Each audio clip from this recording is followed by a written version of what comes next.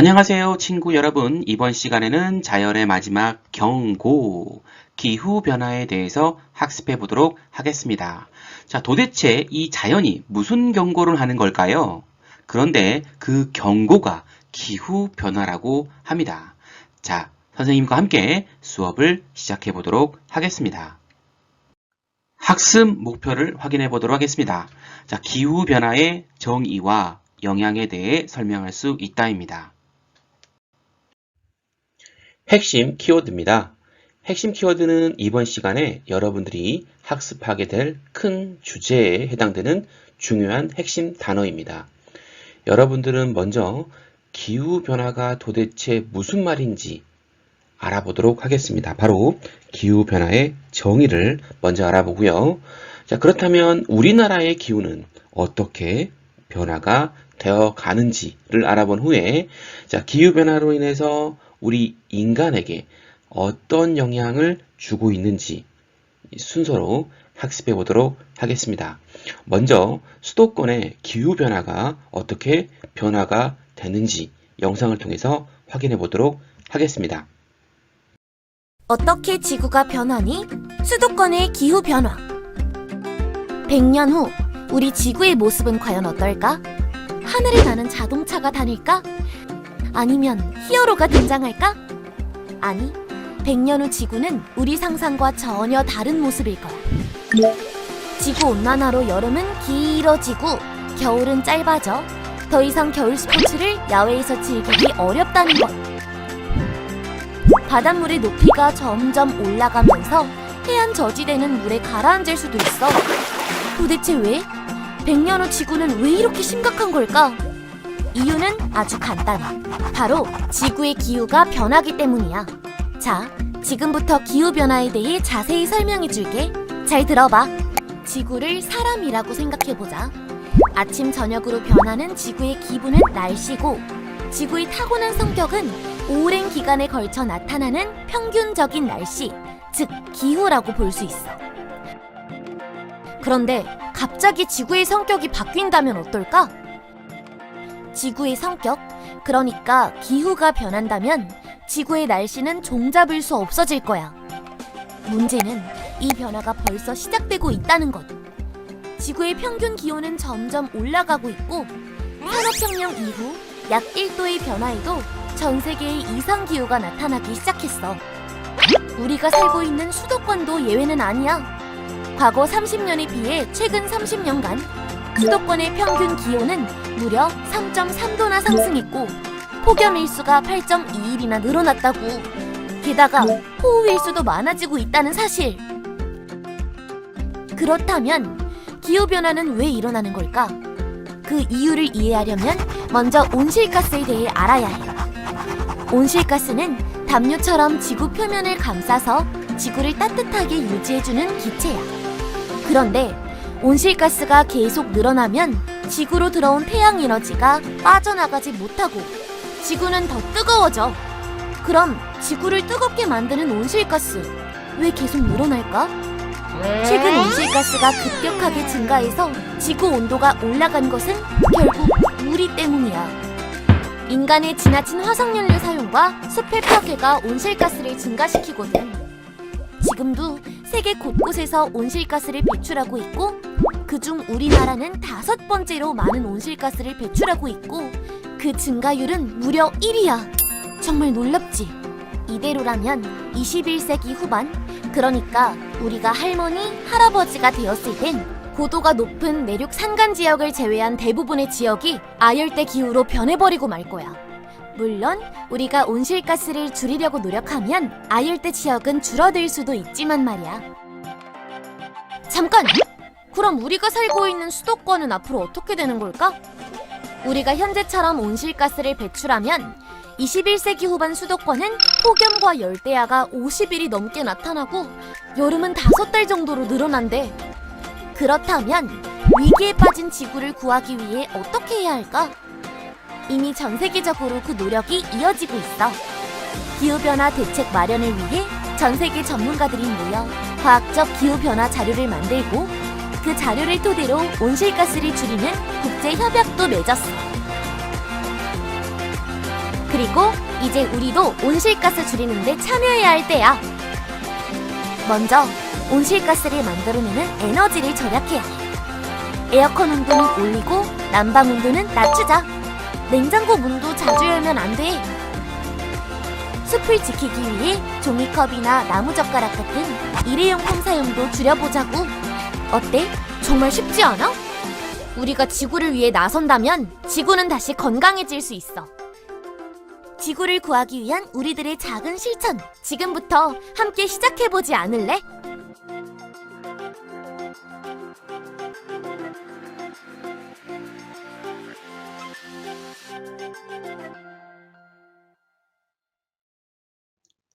영상 잘 보셨나요?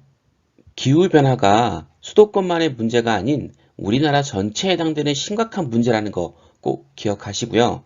자, 그렇다면 이런 기후변화가 무엇인지 기후변화의 정의에 대해서 알아보도록 하겠습니다. 먼저 기후라고 하는 것은요, 우리가 사전적 의미로 수십 년 동안의 한 지역에서 날씨를 평균화한 것이라 라고 말하고 있습니다. 하지만 여러분들이 많이 혼란스러워하는 단어가 있어요. 이 기후와 어떤 게 있냐면, 먼저 날씨라는 단어에 대해서 기후와 혼란스러워하는 경우가 있고요. 또 한 가지는 기상이라는 단어와 혼란스러워하는 경우가 있습니다.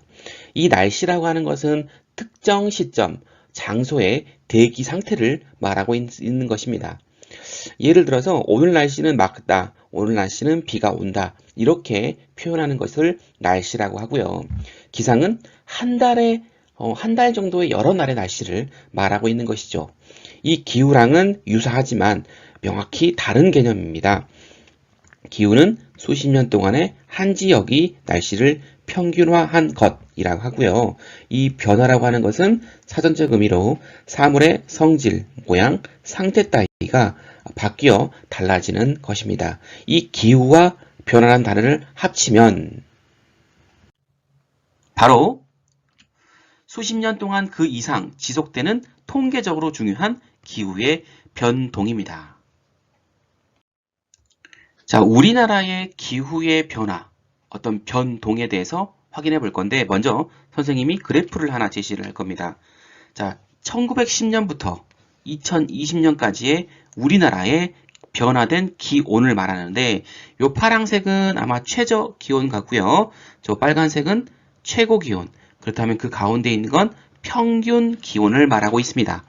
평균 기온을 보니 10년 동안 약 0.18도 정도 상승하고 있는 걸 볼 수가 있고, 이때부터 1910년부터 한 100년 가까이 되는 시간 동안 선생님이 평균을 내보니 약 2도 정도 온도가 상승된 기후변화라는 걸 알 수가 있네요. 자, 계절의 길이 변화는 어떻게 될까요? 선생님이 또 그래프를 하나 제시를 하겠습니다. 이 그래프는 봄, 여름, 가을, 겨울로 나뉘어져 있고요. 색깔은 이쪽이 봄이고요. 여름, 가을, 겨울이에요. 근데 안쪽은요. 안쪽은 여길 말하는 거예요. 여기 안쪽. 안쪽은 1912년부터 1941년까지의 30년, 과거 30년을 말하고요. 이 바깥쪽 여기 말하는 겁니다. 요 바깥쪽은 1988년부터 2017년까지 최근에 30년을 말하는 겁니다. 자, 그렇다면 안쪽 봄 한번 볼게요. 봄은 85일에서 88일, 약 한 3일 정도가 봄이 좀 길어졌고요. 자, 여름 한번 볼게요. 여름이 98일에서 117일, 와우, 무려 19일이 증가하는 걸 볼 수가 있습니다. 자, 가을은요, 축소가 됐네요. 축소가 마이너스 4일 정도가 축소가 됐고요. 자, 겨울은 볼게요. 겨울은 109일에서 91일로 거의 한 몇 도예요? 며칠이에요? 봤더니 18일 정도. 즉, 봄은 또 늘어나고 여름은 엄청 늘어나고 나머지 가을과 겨울은 줄어들었습니다. 자, 이런 결과를 보면 어떤 결론이 나오냐? 우리나라가 점점점 더 뜨거워지고 있다는 걸 알 수가 있습니다. 뜨거워지는 우리나라, 현재와 같이 계속 뜨거워진다면 어떻게 될까요?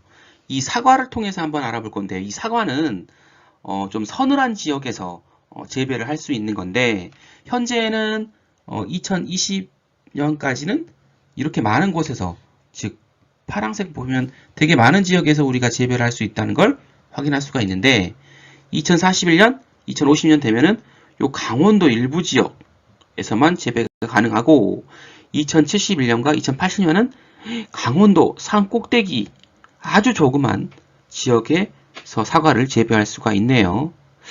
자, 이런 사과 재배지 변동 예측 지도를 봤을 때는 지구온난화가 가속화되면서 우리의 토종 사과 밭도 볼 수 없게 될 수가 있다는 겁니다.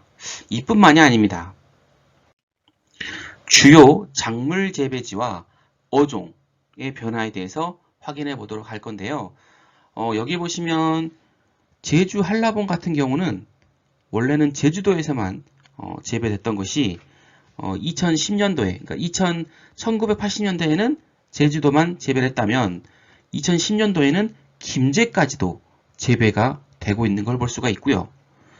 여기 보시면 영암에 있는 무화과 같은 것도 2010년대는 충주에서까지 이렇게 점점점 더 위쪽으로 재배가 가능한 걸 볼 수가 있고, 주요 어종 같은 경우에도 황해와 동해, 남해 모두 수온이 높은 지역에서 잡히는 어종들이 잡히고 있다는 것이 확인되고 있습니다. 자, 그렇다면 이러한 기후변화가 발생하면서 어떤 영향이 있을까요? 자, 그 영향은요, 지구 온도가 상승한다는 겁니다. 자, 지구 온도가 상승되면 어떻게 될까요? 바로 북극에 있는, 남극에 있는 빙하가 녹게 되고, 결론은 해수면이 상승하게 되겠죠. 자, 실제로 빙하가 높아졌던 사례를 한번 확인해 보도록 하겠습니다. 자, 미국의 알래스카인데, 자, 알래스카의 1941년도의 모습은 이랬습니다. 빙하가 가득 찼다는 걸 볼 수가 있는데, 2004년도에는 빙하가 없죠. 다 빙하가 녹아버려가지고 강물이 흘러가는 모습을 볼 수가 있습니다. 이것뿐만이 아닙니다. 자, 많은 사람들의 버킷리스트 중에 하나인, 여행지인 하나인 아이슬란드의 빙하입니다. 1986년도에는 이런 많은 곳의 빙하를 볼 수가 있었는데, 2019년도에는 눈으로 확인할 만큼 빙하가 줄어들었죠. 특히나 이러한, 여기 보시면 여기 이 부분이 오크웨키들이라는 빙하가 있는데 2019년도에는 아예 사라져 보이는 모습을 볼 수가 있습니다. 기후변화로 전 세계 온도가 올라가고 빙하가 녹고 그로 인해서 해수면이 상승하게 되면 낮은 지대에 있는 남태평양 섬나라들이 사라질 위기에 처한다고 합니다. 자, 지금과 같은 기후변화로 전 세계 온도가 높아지면 2050년 이 키리바시 섬이 사라져버리고요. 바닷물 속에 잠겨버리고요. 2080년에는 투발루, 토켈라우 같은 국가가 사라진다고 합니다. 아, 정말 안타까운 소식이죠. 자, 돌발 퀴즈. 자, OX 퀴즈인데요. 기후변화는 우리나라만의 문제이다. O일까요? X일까요? 자, 여러분이 맞히는 거예요, 지금. 자, O일까요? X일까요? 정답은요? X입니다. 맞습니다. 기후변화는 우리나라만의 문제가 아니라 전 세계 모든 사람들이 다 고민하고 해결해야 될 문제이죠. 자, 이러한 기후변화로 인해서 이상기후 현상이 빈발하고 있습니다. 강력한 태풍, 가뭄, 폭설, 폭우 등이 있는데요. 우리나라에도 보시면 이 폭우가 내리는 발생 횟수가 점점 늘어나는 것을 확인할 수가 있고요. 특히나 1시간 동안에 50mm면 엄청나게 센 폭우입니다. 폭우. 그 횟수가 점점 더 상승한다는 것을 확인할 수 있고요. 그리고 폭염일수도 점점 더 이렇게 점점 더 폭염일수가 늘어날 거라고 예측이 되고 있습니다. 자, 학습 정리입니다. 오늘 학습하게 될 내용을 정리해 볼 건데요. 자, 우리 세 가지 주제죠. 기후변화의 정의에 대해서 확인해 봤습니다. 수십 년 동안 그 이상 지속되는 통계적으로 중요한 기후의 무엇이다? 변동이다. 우리나라 기후변화 어떻다? 기후변화로 인해 평균 온도가 높아질까요? 아니면 낮아질까요? 상승한다. 여름은 길어지고 겨울은 짧아지고요. 자, 주요 작물의 재배지는 남부지방에서 어디로 이동해요? 아래에서 위로 중부지방으로 이동하고 있고요. 기후변화의 영향은요. 지구의 온도가 상승하여 빙하가 녹게 되고 해수면이 상승할까요? 아니면 상승하지 않을까요? 상승하죠. 자, 강력한 태풍, 폭우, 폭염, 폭설, 가뭄 등의 기상 이런 것들을 뭐라 그래요? 이변이 발생하고 있습니다. 자, 활동 안내입니다. 기후변화로 인해 우리의 삶의 변화를 찾아보도록 하겠습니다. 자, 지금까지 함께한 친구들 감사하고요. 다음 시간에 만나겠습니다. 감사합니다.